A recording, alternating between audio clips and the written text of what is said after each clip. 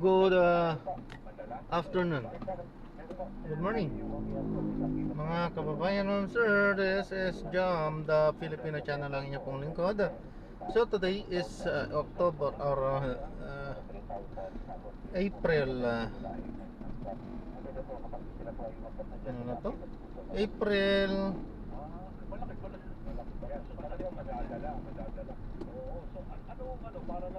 14, 2026 at tayo ngayon ay papunta dyan yan sa may Asia United Bank sa may Marilao Batong Bakal Street, Patubig, Marilao, Bulacan. At dadalhin po natin sa may Golden Hills Panorama, sa may Loma de Gato, Marilao, Bulacan. Okay, magbabalik po tayo mamaya konti po pag nakuha na po natin sila. Disclaimer lamang po, ang content po natin ay kalsada at hindi ang passenger. Kaya naman, sakasakali man po na may marinig kayo mga pangalan ng lugar, pangalan ng tao, pangalan ng organizations, government o private man yan, ay wala pong kinalaman ng channel na ito at wala pong pinapatungkulan. Lahat po ng pinag-uusapan dito ay pawag dito lamang po yan sa loob at wala pong pinapatungkulan sa labas. Okay po, magbabalik po tayo mamaya konti pag nakuha na po natin sila. Dahil si Vice President Duterte na meron ding nameplate sa lamesa ng Peace Center Conference Room. Una nang sinabi ng House Committee on Justice na bukas ang kanilang pagdinig para sa Vice Presidente. Alas 10 na umasa nga pala yung hearing ng komite at unti-unti na tumating mga miyembro ng House Committee on Justice. Kung naman sa mga silang Pina, sa mga nakataan ko na rito ay si National Bureau of Investigation o NBI Chief Melvin Matibag na umakit na rin sa conference room ng People's Center. Una lang itinigarahan sa certificate form, substance at ground at dalawang impeachment complaints dapat kay Vice President Sara Duterte. Ako dito rin, yung iyan. Napansin ko lang pagdating dyan, di ba? Andiyan yung secretary niya, NBI, BGF, BPFP. Yes, Bulletproof vest, tsaka may head, ano rin? helmet. May helmet Yes, siya. oo. May banta ba sa buhay ni Madriaga? Well, may mga kaunang impormasyon na ganyan na may bata umano sa kanyang buhay. Kahit dati naalala ko, may mga nagsusunod na mga mababatas na kaon ng dagdag seguridad para kay Madriaga. Oo. Actually, yung camp ba, nagpadala sila ng dagdag security doon sa camp na Bunsiswa, sa Kalisik, ito sa anak natin, itong Mihail Madriaga. Pero pagkatapos ng kanyang testimonya, balik siya sa ano, di ba? Oo, kasi alas 8 hanggang alas 6 ko ng hapon lang piniragan sa oras ng korte. Oo, dahil maalala, nag-request pa itong House Committee on Justice sa Manila Regional Trial Court para sa pagtestigo ni Ramil Madriaga dito sa impeachment na proceeding. At pinayagan naman, pero yun nga, pinitato lamang mula alas 8 ng umaga hanggang alas 5 ng hapon. Wala pang balita doon sa pinapafile ni Attorney Matt Carpio, no, na TRO sa QC naman? Yun, wala pang impormasyon kung kabilang ba yan sa mga tatalakayin o sa hearing mamaya. Kasi batang sa agenda na nakuha ko, call to order o binibirmak syempre ng chairperson ng Justice Committee na si Congresswoman Jervil Wistro ng Batangas at yung meeting proper na at tatalakayin yung mga pinagsinas iba ng House Committee on Justice na iba't ibang mga dokumento mula sa Bureau of Internal Revenue, mula sa Authority, at iba pa. Mayroon pa bang balita na sa kampo naman ni Vice Presidente Sara Duterte, may pupuntang kailangan niya o siya mismo o yung mga agado? Alam ba pinasakpina si Atty. Michael Powell? Mabaitan mo dyan?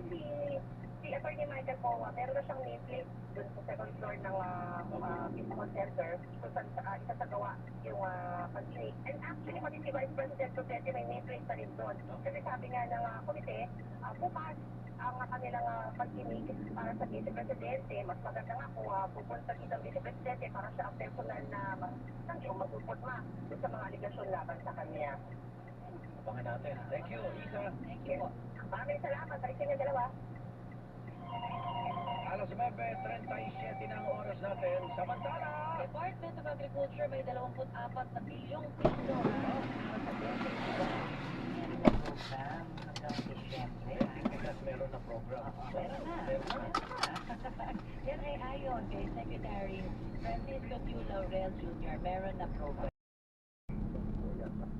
So malaki po ang jump sa kanilang team. So ngayon po, ito na yan. Pwede din po naman yan eh, no? Kailangan natin ng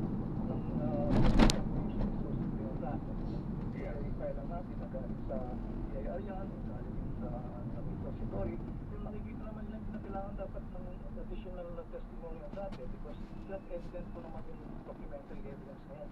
Hindi magkailangan pag-usapan pa yan, patagdaling pa natin. Yeah. Again, yung pong si Sara mismo and yung coterie of lawyers niya, they are not required to attend the hearing of the Justice Committee.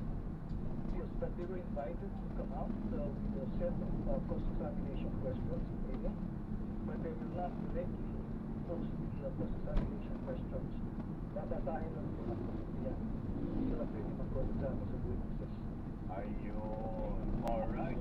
Bawal po yun. Yeah. Bawal po yun. Pwede mangyari yun. So I'm sure na, Especially po only compete po dito sa contest nonetheless. yeah, so I'm sure you will be monitoring the proceedings very, very closely. Tapos pag-usapan ulit natin kung magkaroon tayo ng post-mortem baga. Oo. Attorney Rico. I look forward to that. Ayan. Nako, maraming salamat po as always, Attorney Rico Domingo. Salamat, Thank you po. Attorney Rico. Salamat po, Peter Danny. Thank you. Ayan na, si Attorney Rico Domingo. Adali na natin daw. Ilang hearing lang. Wrap up na. Oo nga. Sandali lang ha. Medyo may papasok na daw yata yung hearing in just a very short while.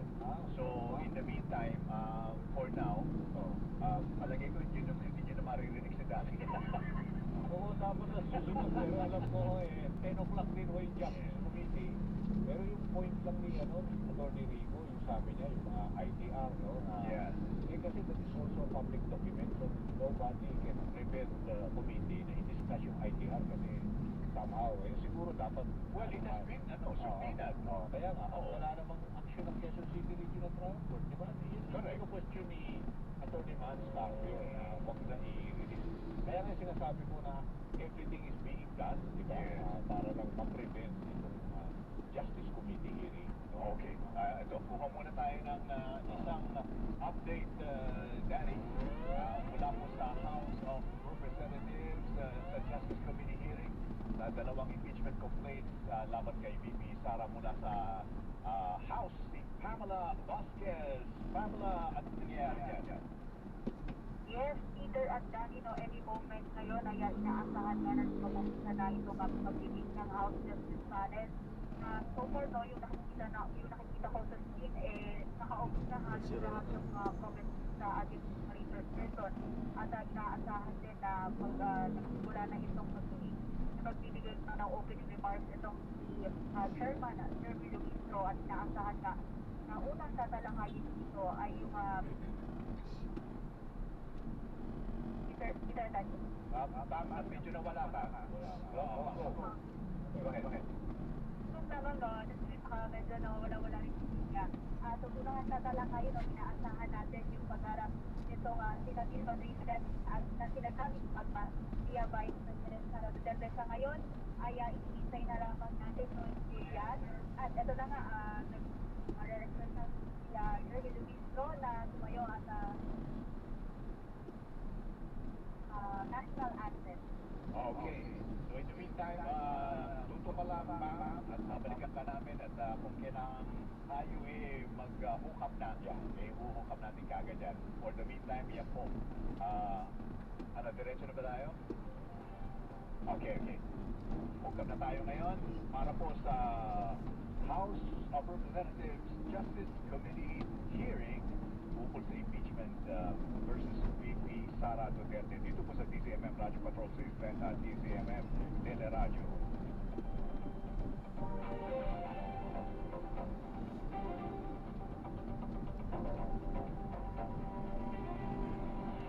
Also present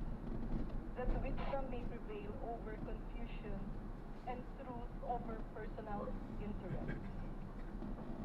Grant us clarity of mind, fairness of judgment, and steadfast commitment to justice. May every word spoken and every decision made be anchored in integrity, guided by the rule of law, and inspired by our shared duty to serve the people with honor. Remind us that beyond differing views and positions, we are bound by a common responsibility to uphold what is right and just, and to act with courage and accountability. Instill in us patience in deliberation, respect in discourse, and humility in recognizing that the authority we hold is a trust given for the greater good.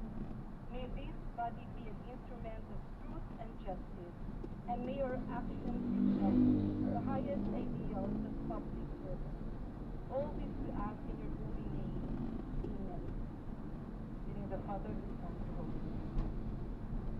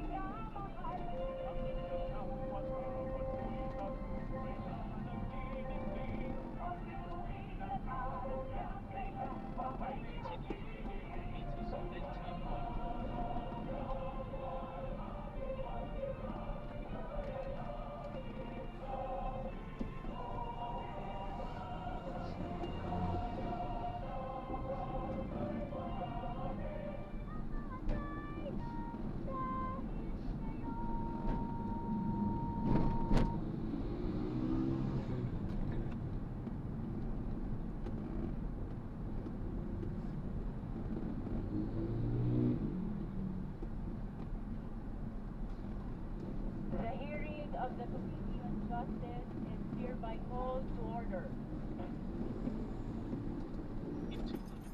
Considering that the hearing today is a continuation of the last suspended hearing, we will be dispensing with the calling of the roll of members. At this juncture, the Chair solicits the necessary motion to dispense with the reading of the minutes of the last hearing and for the approval of the same. The Chair. The Honorable Mika Gonzalez. I move to dispense with the reading and approval of the minutes of the previous meeting. There is a motion to dispense with the reading of the minutes of the last hearing and for the approval of the same. Do I hear a second?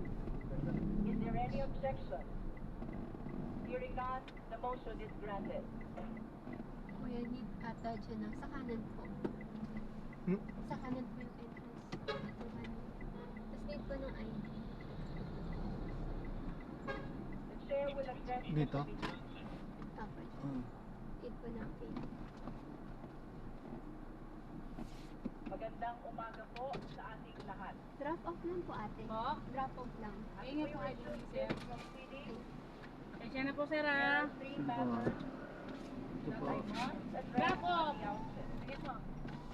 Issues that have been repeatedly raised and in some cases Ay. misunderstood. Kuya, meron pa po dyan. Pwede pa dyan. First, Ito. Pang-apat. ang una kong babanggitin, this notion that we are already conducting a trial and therefore exceeding our Dito na po. jurisdiction. Pangalawa pa May lang. mga nagsasabi na ang ginagawa daw natin dito ay isang trial. At dahil trial daw ito, hindi raw natin ito trabaho, kundi trabaho ng Senado. Let us clear the air once and for all. Tapos kanan. Malinaw ang pagkakaiba ng tungkulin ng Kamara at ng Senado. The House initiates. The Senate decides. I will repeat. Ito The po. House initiates. Okay po. The Ingat po. Senate God bless po. decides. Under the Constitution, Ingat po. the House has the exclusive power to initiate all cases of impeachment. Ang papel natin ay suriin at Ayan, alamin sinadrop na natin sila. Maraming kung may salamat po sapat sa na panonood. basehan para Hanggang sa muli dalhin po, ang ingat, kaso God bless. sa Senado. Paalam po. Muna, The pansamantala po. Senate, on the other hand, is the impeachment court. Sila ang naatasang tumanggap ng kaso at magpasya kung guilty o not guilty ang isang opisyal. Ngayon,